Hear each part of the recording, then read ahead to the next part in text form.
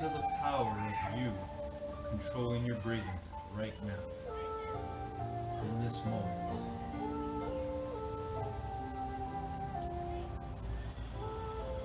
Here, in the present, the greatest gift you have, that we have.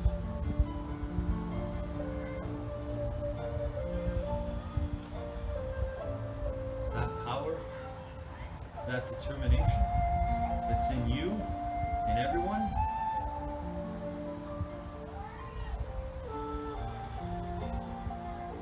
It's the same power we use to control our minds, one thought at a time, one breath at a time.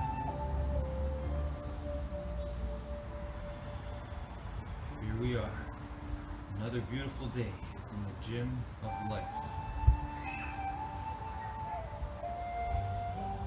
Life, the greatest teacher of all.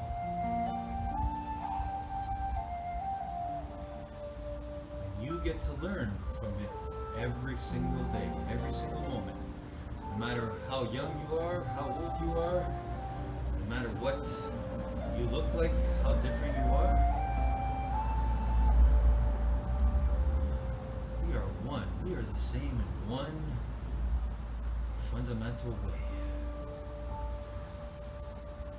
One truthful way. We were born to win, to be happy, to be as we were born.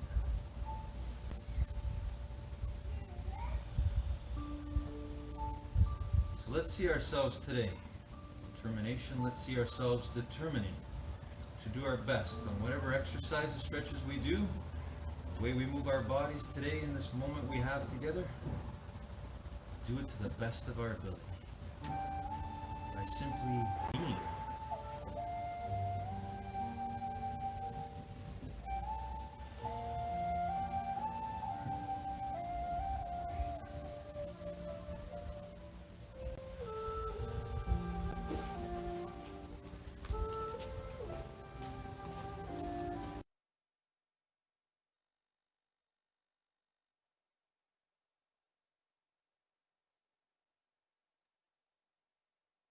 Get ready for your Fit 711 home workout powered by Fit 711. Let's get started in 5, 4, 3, 2, 1. Let's go.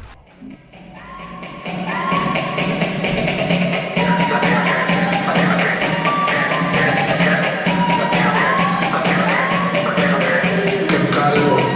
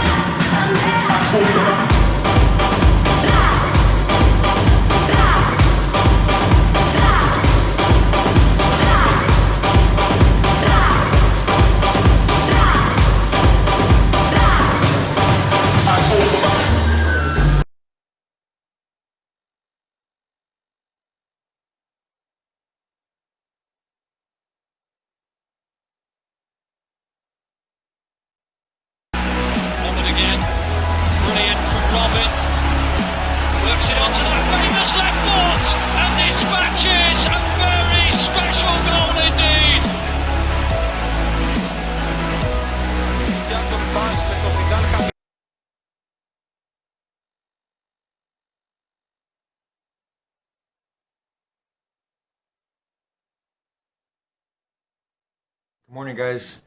We have been given the greatest gift ever. As human beings, we have the power to control the most powerful force in the universe, which is thought. We can control our thoughts, but many of us haven't been trained and haven't conditioned ourselves to believe that. One of the most common things I hear often when we talk about this topic with friends, family, is that it's hard. It's hard. It's hard to control my mind. It's hard to control our thoughts. Let's try to change that conversation because our words are symbols of our thoughts. So let's change it to it's possible.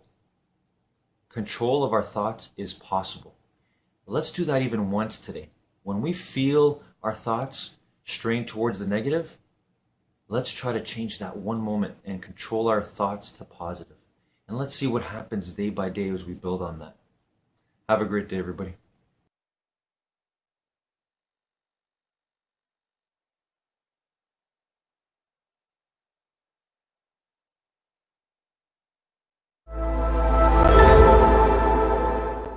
Welcome to my world, people. So this is going to be fun. I probably have maybe one framework today, but I believe that something with relationship, because it's such an intimate tie to our humanity, that stories I can tell you will resonate better. And I hope that within the stories you see yourself as one of the characters or the people or the individuals involved, and in that process you can extract something and go, oh, okay, I get it. So I'm going to take you back in the time. So it's 2000. I was hanging with my buddy Vinny because my buddy Vinny's a professional skater back, and I was in high school. It's, the cool kids hang out with the cool guys, and he's a professional skater. And then there was this one time I went to with my buddy Byron, who introduced me to Vinny. We went to this weird court to hang out. Now this is Antioch. This is back in my hometown. I'm like 16, 17, and I'm just going to tell you guys, I was not the most savory character. I wasn't even saved at this time. Wasn't doing crazy stuff. But I remember like we pulled up into this weird court, and my buddy Byron had this jug. You guys ever seen a gallon jug of Carlo Rossi wine? He had this gallon jug. He used to walk around downtown Antioch with it. Oh my gosh. And he was like 16. I don't even know how he got it. And anyways, we end up in this court, and my buddy Byron introduces me to this girl. And it's the only girl that's there. Her name's Christina. She goes to the same high school. I don't really know her, but like I just meet her and talk, and no big deal. Well, for the ensuing months, we end up hanging out a lot. We end up, we're in the same friend group. We get to know each other. At one point, my buddy Christian was like dating her, and then he wasn't dating her, and then like still in the same friend group. And then I don't know, fast forward at some point, we're hanging out at my buddy Vinny's house, we talked about, and I probably had a couple sips of that Carlo Rossi wine, we'll call it. And so I'm sitting there. I remember I was on the couch, and this girl comes up. We start talking and chatting. It's Christine. And next thing you know, like we kissed a little bit on the couch. We'll leave it at that. That's literally all it went. It was just kissing on the couch. We're little kids. Don't do dumb stuff. And fast forward, like a year later, I don't know how it happens, but we're dating. Like we're dating. This is like my girlfriend. And I, growing up in foster care, have this weird tie to like the female in my life. So much so that at the end of the day, like the woman that's closest to me is really close to me. Like it's an attachment to my heart. I think there's just some space, and it holds itself because my biological mom, she just was distant. So I've always desired to have that kind of female presence in my life. And when it's there, like I'm locked in. And so like this girl at 18 years old, 2 years after that night on the couch, we'll call it, I was sitting there and I was in a car with her. Now, this is the thing that I realized. In high school, I wasn't the most academically sound person. In fact, my family, we didn't really do academics. I was one of 6. We were really poor. My mom and dad, they didn't graduate from the high school, I don't believe. My siblings, of all of us, I'm one of 6. I'm the only one who actually graduated from the high school, not continuation, not GED. And here's why. I had an opportunity to play college football. And I wasn't academically ready for it. But this girl I befriended I was dating was like a 4.1 GPA. So I'm that kid that her mom and dad are like, why are you hanging out with this athlete who gets bad grades in sports? She was like, he's a good kid, I promise. And I was a good kid. So we're sitting there, and like we would go every night back to her house, and she would help me do calculus. Like, or was it calculus? Stats. It might have been stats in high school or something. I had to figure out how to get my math stuff done because I did not know, and I was like a year behind. But if I got it dialed in and I got a better grade, I had a chance at a scholarship to go play football. So every night we would go through homework, and she seriously would sit there and like walk me through this stuff. And eventually I got a better grade. I get an opportunity to go play college football, University of Oregon, probably solely because she sat down and taught me how to study, taught me how to learn, taught me how to get better grades. So I go to college, we do the long distance thing. It doesn't work for me. I'm not really enjoying the distance, but I'm locked into her so much so, like, I don't talk to women. I don't do anything. In fact, at 18 years old, when she came up to visit me for a game, I proposed to this girl at 18 years old. So fast forward 9 months, I'm doing long distance. We don't like it. She's like, you know what? I found out your college, Oregon, has the degree that I want. I'm at UC Davis. I hate it here. And so we end up progressing into this thing where it's like, maybe you come up here. Yes, Nancy, go Ducks. It's like, maybe you come up here and go to school. Her family's like, I don't know. Do you really need to go up there to go to school? She's like, it's a great school, number 2 in the country for this. And so she makes a choice. Her family says, just don't get pregnant. Go up there, don't get pregnant, take care of school, be focused, good to go. I have a 16-year-old son. So about 6 months after she got up there, we got pregnant. Oh, man, don't do this. Don't tell your kids to do this either. Not a good recommendation. So fast forward a couple of years, I go to the NFL. I'm in the NFL. She's back home taking care of our son, and she's a trooper. She graduates with a 4.2 GPA, summa cum laude with her master's in special education. The chick's a beast. The actual quarter that she had our son, she still got a 4.0. Monstrous. And we're away from home. We're in college in Oregon. We're from California. So like, she's just, you get it. She's dope. So we're living this life, doing this thing. And I go to the NFL and we're doing the distance thing in the NFL. Ups and downs is tough, you know, because I'm gone like 7 of 10 months. Typically, I'm not really home that often, but we go back and forth. We communicate when we can. She's pretty much a single mom at home with me sending paychecks home. And it gets to the point where like I eventually NFL ends because NFL stands for not for long, in case you didn't know. Now, here's where the story gets to the point of why we're talking about it today, my friends. And I'm going to give you the good goods that are not that good. So I'm sitting here in these moments, you know, I come back to the NFL. I have a massive identity crisis. I don't know who I am. I've lost the sense of self as Anthony. And I'm sitting here in this moment. I'm going, who am I without football? And so I neglect the rest of my life. I've talked about the fruit of the labor, right? The fruit of my labor was football. And that one piece of fruit I was focused on, and I lost sight of the fact that I was a tree. And so what happened is I didn't give the nutrients to the tree. I didn't take care of the other branches on the tree. I didn't take care of the rest of the fruit. So when I'm focused on football getting lost, my business is failing. My marriage is failing. I'm not a present father. I'm getting out of shape. And I get to the point where I eventually have the situation where like I'm completely separate from my wife at this point. We were tight. I mean, so close. We knew everything, felt everything. And then it was like a stranger almost. And it got to the point where I'm in Hawaii and we're on this vacation. And I end up finding on her phone that she'd been texting somebody else. And the somebody else was another guy. And come to find out that my wife, the one I'd known since 16 years old, is having an affair. And I'm not going to go emotionally back there with you, but just know it hurts. Because if you've ever experienced that, it's painful. It's a different depth of pain. And it's also, I don't know if it's different for me because like, that's my world. Like this was my family. This is my wife. This is, you know, and we also had twins. So at this time we had 2 more kids. We had 3 kids and my world is now coming tumbling down. And I get to this point where we're going to tell you the truth, man. Got to the point where I wasn't a present father. I wasn't playing football. My marriage was on the outs. My family was falling apart, and being a foster kid, not having a family, like when I had it, being ripped away was probably the depth of pain that I can't put into words.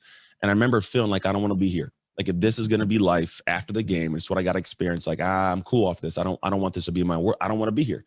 And now, thankfully, I didn't do anything to take my life. But like that was a very clear and present thought for a moment. So for what I call the next like 6 years, I had was called the fog. The fog is that time when you get up and you have no idea what to do that day. This fog lasted from 2012 until 2016. It was a tough one. Because we had the whole situation of like in 2010, the divorce was finalized in 2012. So I was like separate from like 2011, like 2016. And here's what took place in 2016. And I'm going to tell you this as the truth, the aspects of Anthony, you got to know him. Because if you're going to know me, you got to realize like I'm not proud of these moments. But these are moments that give you a sense of my humanity. So like when you are with somebody for so long, you want to be with somebody. And so I found myself for the first time in my life having multiple partners. Like I'd have women I would talk to, and I was always respectful and kind of like, hey, I'm not trying to be in a relationship. But to be honest, like I would give of myself and it would drain me and I had nothing. And I felt empty and I felt shameful. Like there was a day where I woke up on January 1st, 2016, and I was laying next to a strange woman from Russia, of all places, who had come because I went out and give a speech there. And I went into the bathroom and I looked myself in a mirror and I had this wave of like hate, shame for the man looking back at me. Like, I don't know if you've ever been here, but the relationship we have like with ourselves is one that's difficult and it's hard if you don't like being alone with yourself. I had this reality that I am the common denominator in all of my problems. And in fact, the common denominator in all my relationships. Now, the relationships that I'm going to talk about, there's going to be different ones. There's one with, I'm telling you, my intimate relationship with my wife. There's the relationship with as a parent. I wasn't a present parent. I would find ways to miss, baseball and soccer and football games because, well, I'm busy or I'm traveling somewhere. I got this going on, or I book clients. I would book clients because, to be honest, I didn't want to have to go to the game and feel the shame of me knowing I hadn't gone to the previous game, or have to possibly find her with the next boyfriend that she's with and have to see some man holding my daughter's hand walking down the game, like these little things that happen. And so I would find myself not being a present father. My relationship with my clients was interesting because my focus wasn't on how to be a great trainer. It was like, how do I just, find the next girl to hang out with? You know what I mean? Like that's the energy is in different places. And so because I wasn't centered with the relationship of Anthony, none of the relationships navigated themselves well. They all came tumbling down, we'll call it. And I woke up in this January time frame, and I finally had this realization of, dude, you got to do something to figure yourself out.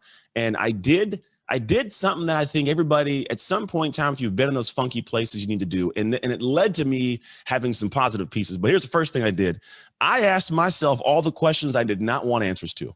For example, Anthony, why aren't you a good father? Anthony, what was your role in that marriage falling apart? Anthony, how come you're not showing up in the business? All these things. Anthony, why are you out of shape, man? Why? I used to have a gym, and I would cover my belly with the sweatshirts with the logo of the gym, so I would have to show it. It was baggy clothes. I could hide the belly. I worked and trained in a gym all day, yet I did not look like it. You know what I mean? And it was this thing where I had this interesting internal conversation always running, and I never wanted to deal with the conversation. So I did is I went internal. I finally asked these questions, and it provided answers I did not want to hear, to be quite honest.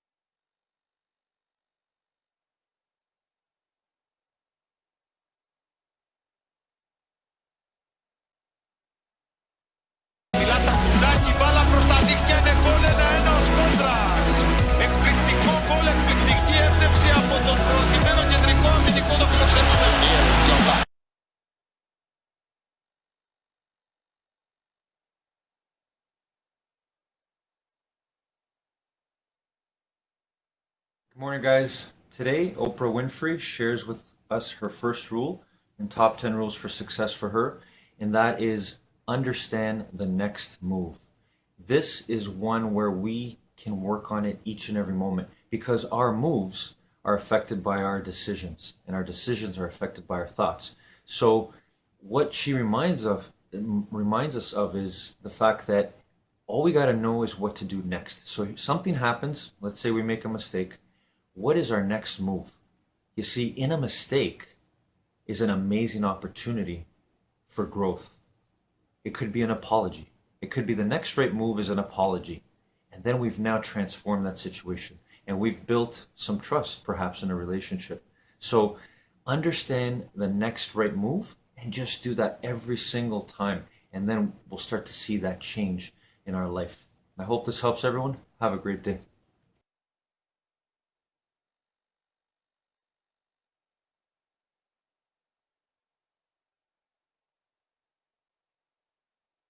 That if you're not in the present moment, you're running a program, right? And paying attention is being present. And it's a skill just like anything else. The more you practice it, the better you get at it. And you know when someone's present with you in your life because they're paying attention to you. And you know when they're not present with you because they're not paying attention to you.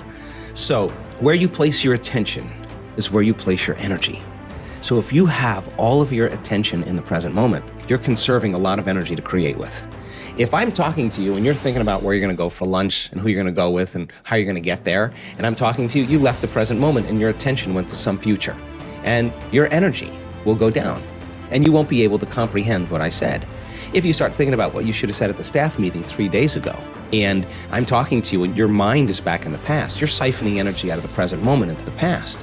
So people are constantly siphoning their energy into a familiar past or a predictable future because that's where their attention is. And the stronger the emotions that we feel to certain problems and conditions in our life, the more we pay attention to them. So we give our power away to our ex, we give our power away to that big problem, and that's creative energy that we should be able to use to create a new future. Need motivation? Watch a top 10 with Believe Nation. Hey, it's Evan Carmichael, and I make these videos because in my first business, I quit on my business partner. I was making $300 a month, and I didn't have the motivation to keep going. And the thing that got me through was studying the stories of entrepreneurs who've had massive success. And I hope that in sharing these stories with you, you find a motivation to keep going. And if I'm being honest, I still need the stories for myself today too. So today, let's learn from one of the best, Joe Dispenza, and my take on his top 10 rules of success. Enjoy. When a person's sitting in a meditation and they're doing absolutely nothing, and it's 8 o'clock in the morning, and their body for the last 10 years has been going in traffic and getting angry and frustrated in traffic, and now they're sitting in a meditation at 8 o'clock in the morning, the body's going to say, hey, you're off schedule.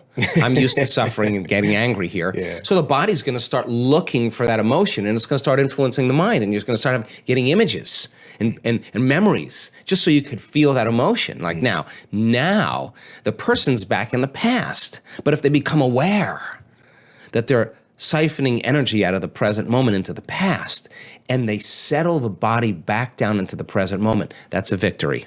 Yeah. And those victories add up. And you're telling the body in that moment that it's no longer the mind, that you're the mind, and that's a victory. And then people get frustrated and they say, I can't meditate. Oh, really? Well, actually, you're doing it right. That's actually what meditation, you're doing exactly what you're supposed to be doing. And then all of a sudden the body says, well, it's 8:15 now. This is when you normally, go and get something to eat and you have your coffee and your body's starting to want to get up and do something. You become aware that your body wants to get up and move and you're in the meditation. And you tell your body, you bring it back to the present moment and you settle it back down. You are training the animal. That's a victory. Now you're executing a will that's greater than the program, because most people lose their free will to a program. Now you're telling the body, I'll tell you when we get up, not when you want to get up. You're not the mind, I'm the mind. And that's a victory. Now, we've done the research on this. If you keep doing this and you stay with it, sooner or later, the body's going to surrender to a new mind. And when that happens, Sean, there's a liberation of energy. The body is freed from those habituations and those emotions. The body's going from particle to wave, from matter to energy. And all of a sudden, you're dialing down the anger. You're dialing down the vigilance, and the body now is being conditioned to a new mind. That is the present moment. And when you're in that present moment, something really amazing happens. You forget about you. All of a sudden, you're not your face, you're not your culture, you're not your marital status, you're not your diet, you're not your past. You're basically just an awareness. You're in the unknown. And that is the perfect place to create from. So it turns out that when people do this properly, they heal themselves of anxiety. Why? Because they're no longer obsessing about some future. When they find the present moment, they heal from their depression because they're not a bit hopeless and powerless in their past. The body's conditioned now. And so then when they overcome themselves in their meditation and they step out into their life, they are more present. They can connect. They are more patient. They are more loving because they overcome the animal part of themselves. And the beauty behind that is that all of a sudden, you're not predictable. All of a sudden, something's different about Sean. He's not, I'm noticing he's not behaving the same way. You're out of the known, right? You're in the unknown. And all of a sudden, people, it's no longer what you're saying to them. It's who you are. They're just kind of scratching their head going, hey, he looks like he's really happy. I want some of that.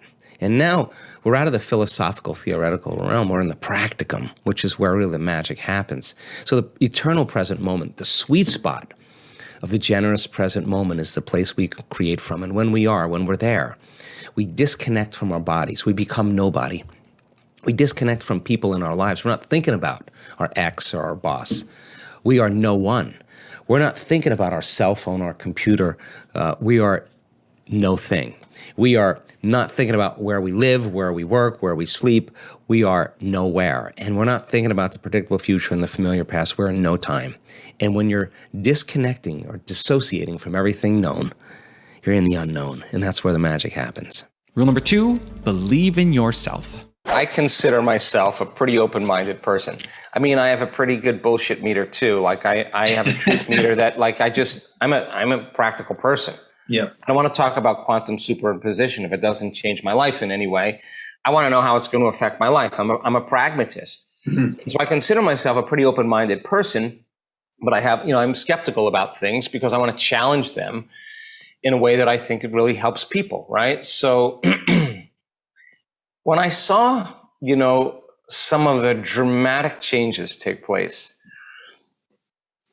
I never thought in my lifetime that I would be witnessing what I witness in every single week-long event that we've done, and we've done 30 of them now, and it's never been a disappointment. There's just a transformative thing that takes place that is way bigger than me. So when you see a person with a stroke who's blind in the quarter of their vision or has paralysis and can't move an arm, and you see that vision completely restored, and then you see the scan that shows there's no longer any blemish or damage to the visual field, you can't go back to business as usual. You can't go back to being the same person. Once you know, you can't not know.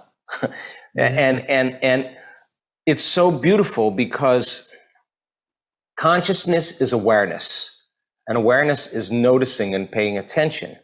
So when you see a person who has a transformation and you see the science that says in a week-long event, there'll be over 600 metabolic changes in 75% of the audience for the better in a 1-week event. When you know that, you're aware of another possibility that may not be the possibility that we think is free will to choose from knowns. This is now, you're stepping outside. And when a person shows up and believes in themselves and does the work, they're believing in possibility. You cannot believe in possibility and believe in yourself. Not believe in yourself. You got to believe in yourself and believe in possibility. You got to believe in possibility. You got to believe in yourself.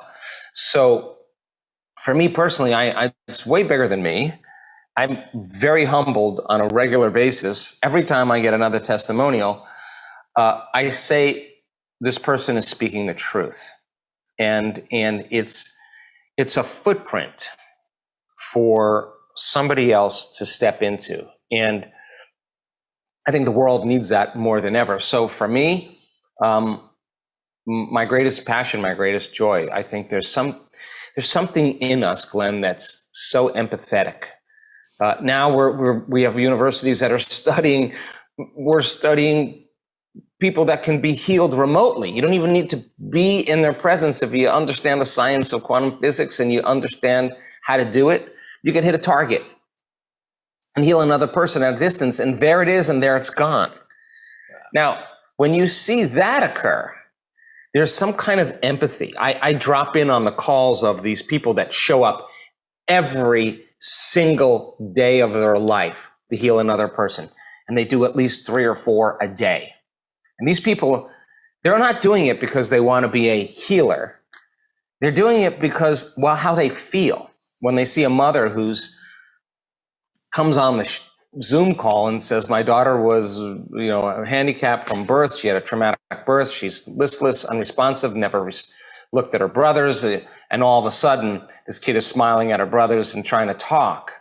And you watch the people on the Zoom call that are the healers. You see we're all in tears. There's this empathy that takes place where we're contributing as a species to one another, that we were part of somebody's transformation. We gave in some way. Another one of us is better. And this kind of feeling of empathy, this feeling of connection is so profound that goes against all those survival and stress emotions that create division and polarity and separation and distrust. And so that's when community starts coming together. That's when we start to cooperate, and it's got to be from the heart. So I'm super hopeful about what we're doing. Rule number 3, aim for real change. The greatest challenge when we have strong emotions that are stored in the brain and body is it's very difficult to think greater than how we feel. I think that is the challenge. And feelings are a record of the past. So the person, if they can't think greater than how they feel, then they can't see a possible future because they're looking at that future through the lens of their past biology.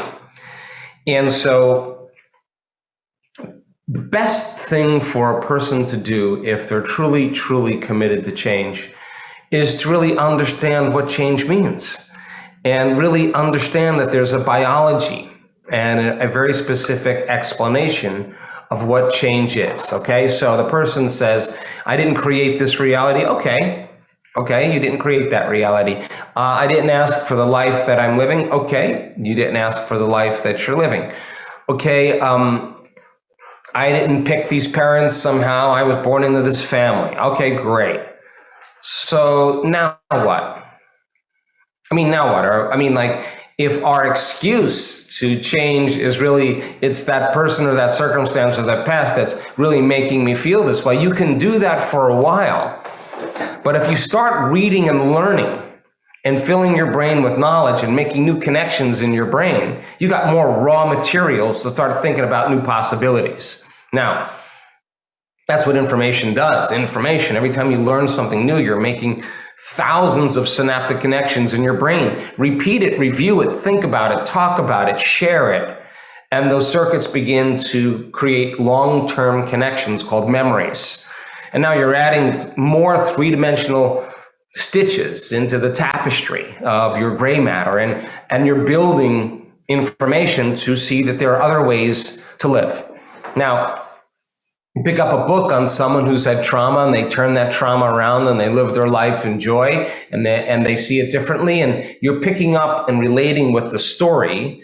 And at the same time, you're realizing you're identifying with this character, and if they can do it, you can do it too. All right, so now the possibility exists. Okay, now the person really who truly wants to be happy says, I can't live in my past any longer. Okay, I understand that. I know it's hard. And I know I'm gonna default back to my old personality, maybe 10 times or 20 times or 100 times in one day. And that's okay, because if I'm alive tomorrow, I'm gonna try and do it better the next day. I'm not gonna think, act, and feel this way.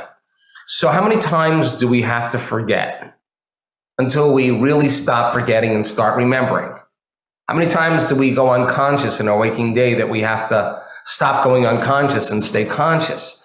So the person who no longer wants to be, and I hate to use this word, victimized by their life, but excusing themselves from the possibility that there could be an alternative way to live, a new life to live in. The person who excuses themselves that way is because they can't imagine a new life greater than how they typically feel. And of course, it takes trauma or disease or diagnosis or loss or betrayal for the person to be so knocked out of balance that they finally say, I have to change. And they can tell you exactly where they were, the time of day it was, who they were with when they made up their mind to change. This happens thousands of times in our research. The person says, I'm making up my mind in this moment, and they make a decision with such firm intention that the amplitude of that decision carries a level of energy that causes their body to respond to their mind. That the choice that they're making in that moment in time is a moment in time they will never forget. In other words, the stronger the emotion they felt when they made that choice, independent of what was going on in their environment and their life, the more they'll remember the choice they're making. That's what emotions do. And that gives the body a sampling or a taste of the future. They're changing their state of being in one instant. Rule number 4, get along with others. There's a biology to personal change and transformation. So we have this emerging youth that has to resolve the problems that have been created by this past generation from a greater level of consciousness. And that means when everybody else is angry and everybody else is frustrated, you're going to have to show compassion. And when everybody else is fearful and worried, you're going to have to show courage. When everybody else is racing and rushing and competing to succeed and climbing over each other to get to the top, you're going to have to learn how to be in the present moment and draw it to you. And I think if you do that in the beginning, it feels unnatural because everybody else is doing something else. But how do we become supernatural unless we start doing the things that feel unnatural? So anger is not going to resolve it. That's actually what's created. Prejudice is not going to resolve it. That's what's created it. Greed is not going to resolve it. That's what actually has created it. And so we're in a time right now, right before our eyes, we're watching the world in many ways experience such extreme polarity that the wobbling of polarity is breaking the system, right? And it's creating chaos. There's disorder. Chaos is no longer the known. We're in a big unknown right now. So when there's brain and heart coherence, God, we have such incredible data.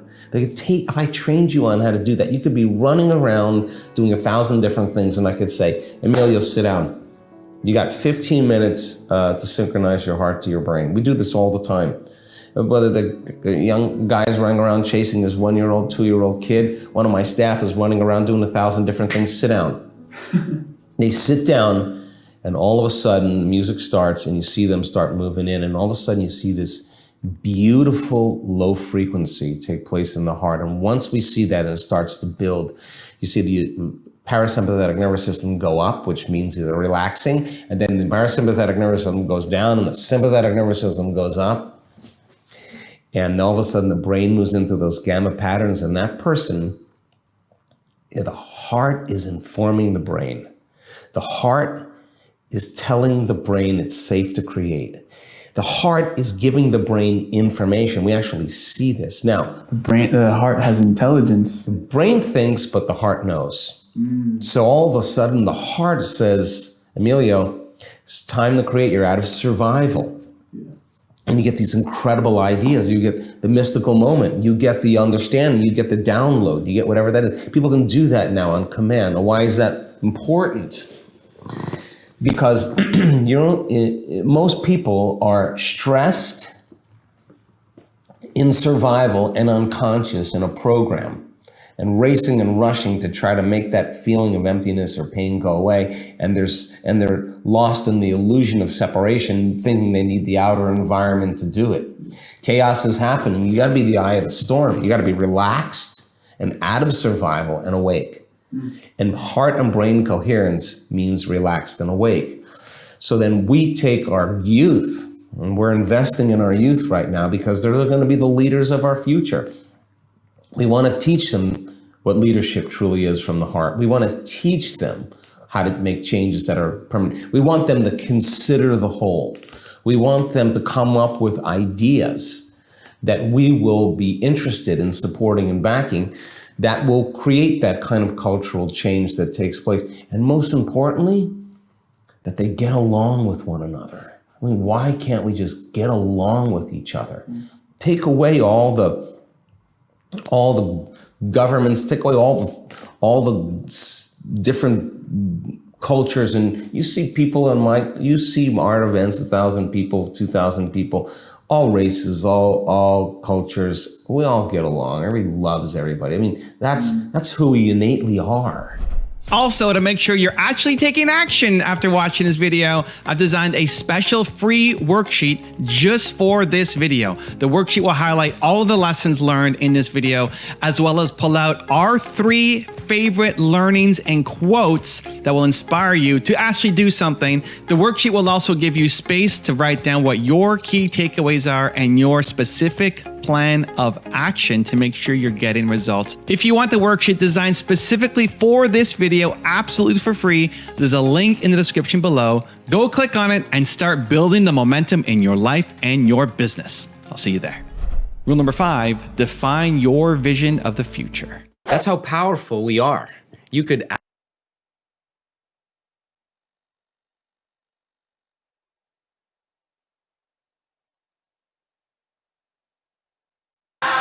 Sí, yo quiero que tú me pongas la canción que dice, ¿estos son Reebok o son Nike? Sí, sí. ¿Cómo se llama? ¿Son Reebok o son Nike? A ver, compráceme, que me gusta mucho la canción. Estamos pegados a la canción. Estamos pegados a la canción. Estamos pegados a la canción.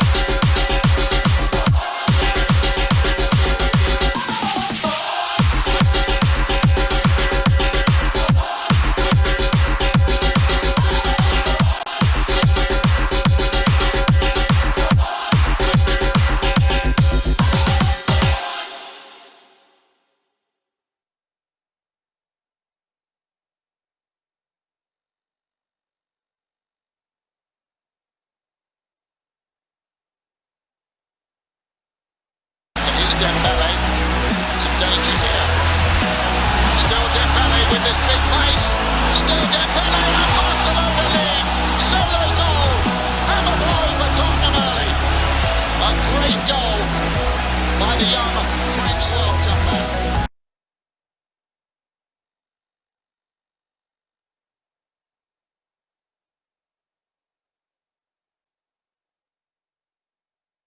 Good morning, everybody. I want to share with you a personal story again to show how we can live and laugh and love our way to infinite mind wealth. I want to share a story of my students. I had a young student yesterday, 4 or 5 years old, come up to me and say, no matter what, Mr. Francis, I control my mind and I never give up on controlling my mind. I had a young 4 or 5 year old say this, not in those exact words, but I thought, wow, that's incredible. So when we start to think of ourselves, wherever we are, whatever we're going through, young children can learn that it's possible to control their thoughts. And therefore we all can. It's just we have to work at that every single day. But I wanted to share that with you because I thought, wow, that's truly living our way to infinite mind wealth. Step by step, one person at a time, one child at a time, and it's possible. So I hope that helps. Remember that, everyone. Have a great day.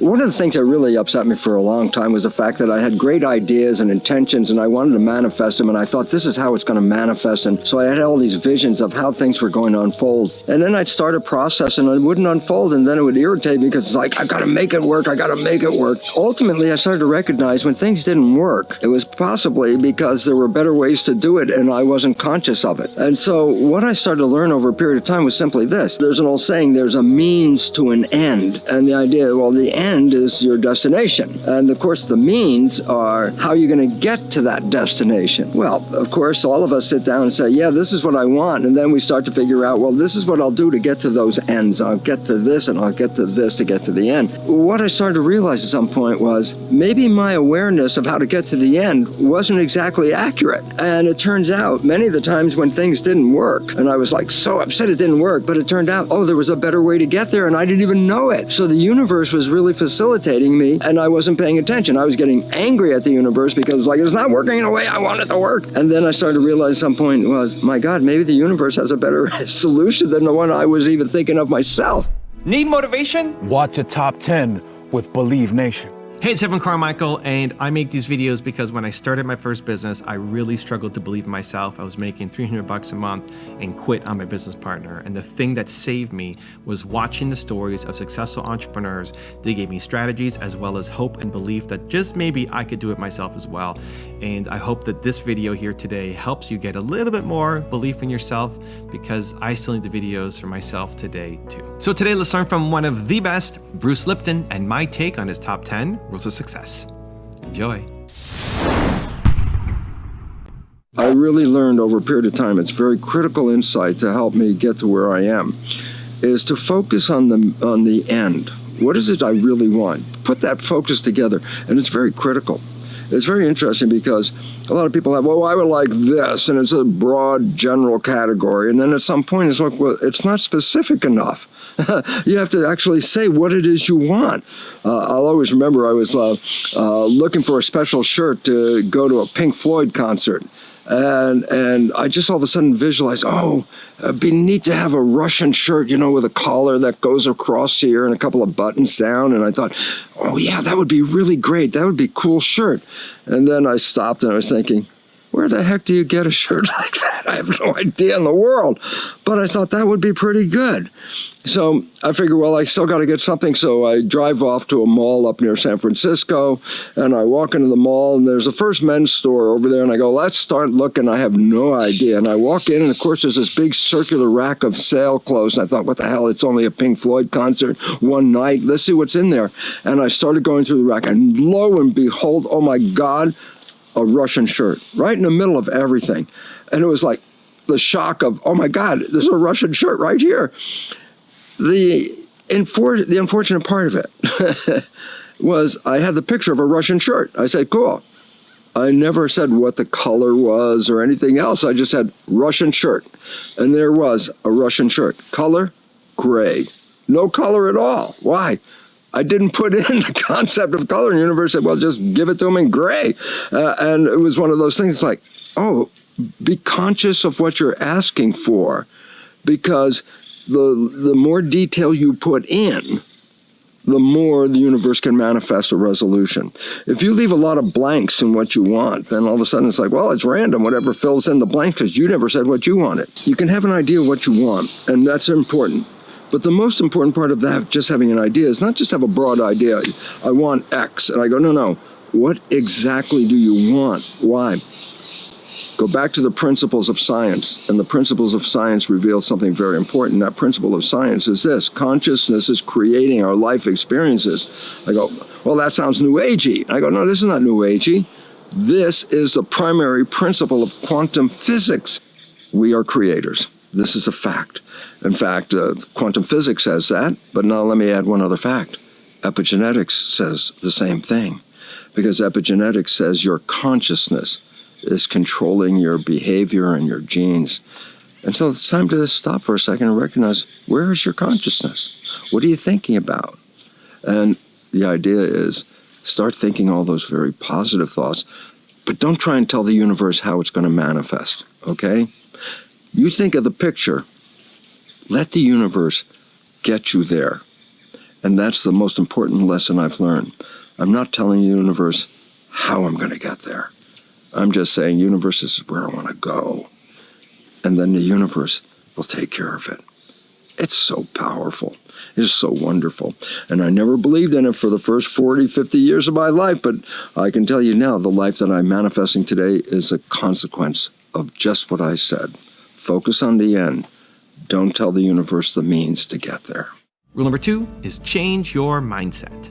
What are some daily affirmations you started to implement when you saw this depressed thoughts coming in, or these self-sabotage thoughts coming in? What did you shift it with affirmations, with different thoughts? What did you start to say? It was just the awareness, that, as I said, the very first stoplight where I started all of a sudden listen while I'm waiting for the light. It was like the first time I tuned in and I go, what the hell are you thinking? That was the most important thing. Because then the habit of not going there anymore, starting to realize, this is why am I thinking this negative thing? Turn around, make a positive statement right now, because that negative one is taking you on and just a repetition of this behavior become habitual. So, and habits are great. Why? No effort. I love habits. Why? You don't even have to think about them. They do it automatically, So if you put in these really great habits, you can walk through the day and think anything you want, do anything you want, and your habits, if they're good ones, will just guide you perfectly through here without even being involved with thinking. That's the game. The game is, what is heaven to you? Then program that's your life. And then guess what? Then 95% of the day manifesting heaven while you're not even thinking about it. Rule number 3 is practice repetition. And once you have identified your programs, how can you change, or what do you do with them? That always comes up, because that's the most important question. After you understand how it works, the most important question is, well, how do I change the program? And I go, this is the critical part. The conscious mind is creative, which means it can think of anything. The subconscious mind is programmed. It's got habits. I go, so what? And I say, habits, when you have them, it's a habit. You do not want to change a habit, which is important. You learned how to walk before you were 2. I'm glad you don't change your habit, because you'll forget how to walk. I say, no, same program you learned before 2 can carry you 100 years, same program, okay? Habits do not want to change, because if a habit changes, then by definition, it's not a habit. So the subconscious mind is habit mind. I say, yeah, but how do I change it? I say, there's 3 ways only that you can control this. Number 1, how'd you get the habits in the first place? I say, for 7 years, my brain was at a low vibration called theta, which is just below consciousness. And theta is the direct hypnosis line to the subconscious. So when you're in theta, whatever you're experiencing at that point can be downloaded straight into the subconscious. I say, well, how do you get the theta? I say, interesting. Every day when you're up at work, you got a high vibration in the brain. That's, again, with the wires on your head, EEG. The high vibration is called beta. That's like schoolroom studying, focused consciousness. When you come home and relax, the vibration goes lower. Now it goes into what is called alpha. Alpha is calm, relaxed consciousness. But when you get really calm and you're really relaxed, guess what? Alpha shuts off, you're sleeping. When alpha is off, you are sleeping. But for the next period of time, right after you fell asleep, the brain is operating in theta, and then it goes to the lowest vibration, deep sleep, delta. So theta is a period when your mind goes to sleep, it's open for a little while, and theta is hypnosis. So if you put earphones on and you play a program at night when you go to bed, every night you go to bed, just before you fall asleep, you put the earphones on, you play a program about health, a program how to make money, a program how to be, relationships, self-help program, okay? At night, you put the earphones on when you go to bed. And as soon as you fall asleep, you're not awake anymore. Alpha, close, you're in theta, record. Whatever's coming in through the earphones is not going into the conscious mind. It's going deeper into the subconscious. It's called self-hypnosis. You put the earphones on, you repeat that. Because theta is not a long period after you fall asleep, but if you repeat it every night, you'll get information into the subconscious. So number one, self-hypnosis, earphones out at night, play a program that you want to be true, okay? And then it will automatically happen. This is a demonstration and it's fun. Why? You were sleeping. You didn't even have to do any work. You just had to go to sleep and the work would be automatic. So when you wake up after playing this at night, the subconscious will have a new program, and one day you wake up and you're living the new program without even playing the tapes anymore. Once it's in, okay? So number one is hypnosis, self-hypnosis, okay? But after age 7, the brain is not in hypnosis. And now consciousness is working. I said, but you can still learn a program. You can learn a habit. And I say, how? Practice, repetition. You want to drive a car? Well, I'm not getting in a car until you practice. Why? Because it's the practice that makes the program strong. Rule number 4 is get rid of negative thoughts. I need to empower the people because they have been invisibly disempowered without the knowledge that their life is coming from programs that they didn't even put in there. Right. So true. And these programs rarely support what you want. So you play the programs and all you find is you're not getting what you want. Those programs never gave it to you. Mm-hmm. You know, a famous book, Kiyosaki wrote a book called Rich Dad, Poor Dad. This is truth. Here it is, simple truth. If you grew up in a rich family, you were programmed how to be rich and how to have money. If you grew up in a poor family, you were programmed to recognize you don't have any money and you don't have any power. And I say then a rich person will stay rich. Why? Because 95% of their life is coming from the programs they downloaded from the rich parents who made all the money. The poor person is going to stay poor because 95% of their program comes from the poverty mentality that their family experienced when they were young. And all of a sudden it says, well, then you got programmed. You want to be a rich kid or a poor kid? I said, well, what the hell was your program? Right. And the big one that we're talking about, David, is the program of fear. Because we've all been programmed with some vision that other people have told us about the afterlife. The fear, the hell, the damnation. Oh, I don't want to die. I go, hey, from what are called near-death experiences where people have died for a period of time, almost every one of them says the exact same thing. It was better out there than it was back here again. And, because a lot of them, when having this experience, are given a choice. Do you want to stay here in the afterlife or do you want to go back? And most of them would prefer to have stayed there, but have obligations and came back. Right. But the point was, yeah, you're not this physical body, you're the broadcast, you're the energy. But when you're playing through this body, then you're the experiences of your life at this point. When you're out of body, you are the energy, and the energy is forever. People don't realize the power of programming. Here, I'll give you one right now. Cancer is one of the leading causes of death in the world right now. And I go, but what? And I go, there's no gene that causes cancer. What? Oh, they're oncogenes. We call these cancer genes, like the breast cancer gene. I go, those are genes associated with the cancer. They don't cause the cancer. For, example, so many women live in fear of the breast cancer gene because so many have it. But they live, what's the fear? I'm going to get the cancer. I have the gene. And I said that fear is a vision which is manifesting into their reality. But then I go, 50% of the women that carry the gene never get the cancer. I said, what's the point? And the point is this. Possession of the gene didn't cause cancer. It was a lifestyle that was undermining your biology that activated expression of these genes. The gene didn't activate itself. So all of a sudden it says, oh my goodness, then the idea of cancer didn't come from the genes. I go, no, it came from the programming. Programming of disharmony, dysfunction, not living in life, the fears that are programmed because our consciousness is creating this world. Oh, that's quantum physics. Oh, yeah, that's epigenetics. Oh, yeah, that's absolutely right. That's placebo. I go, what do you mean? I'm sick, and the doctor says, this is the greatest, newest research pill ever. It's going to cure you. You take the pill, you get better, and you go, oh, yeah, that was great. And then you find out the pill was a sugar pill. There's a very important point. Then what the hell heals you? Right. The conscious belief that you would be healed manifested healing. And everybody go, oh yeah, placebo. My thoughts manifested my reality. I go, that's exactly what it's all about.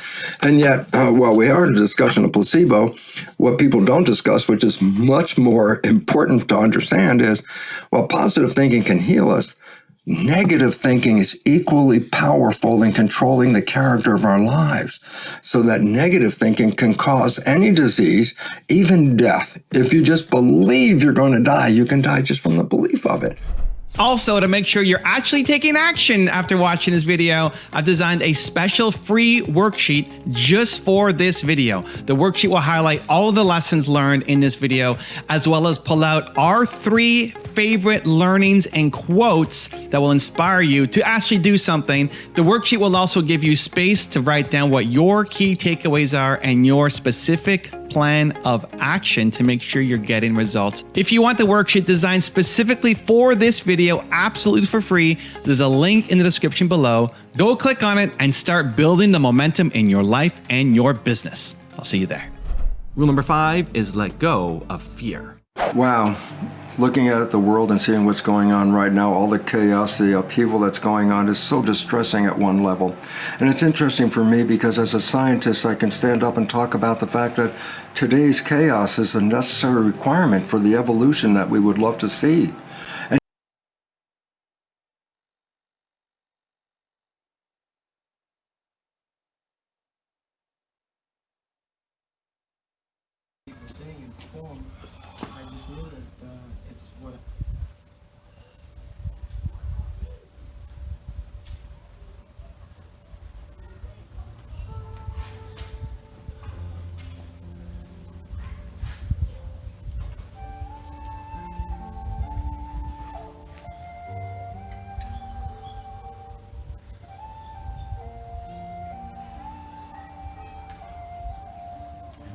As we always begin, as everything begins.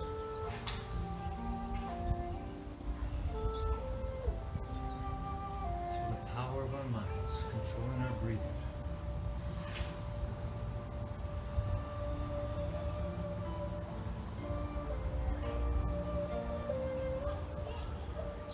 Wherever you are, whatever you're doing, if you're here, in this moment, in the present, using your gift, the greatest gift you have, the now.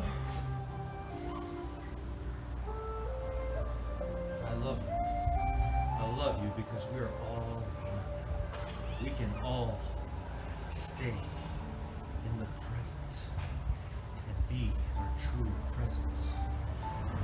Be the human being we were all born to be.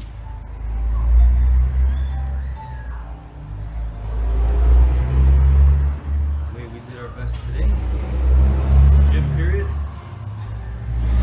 is the way we can do our best in everything and anything, including remaining deeply grateful and loving and kind to each other, helping each other learn, grow, helping each other win together. There's no greater joy than that. There's no greater happiness than that. That's the ultimate truth. You can feel it right now.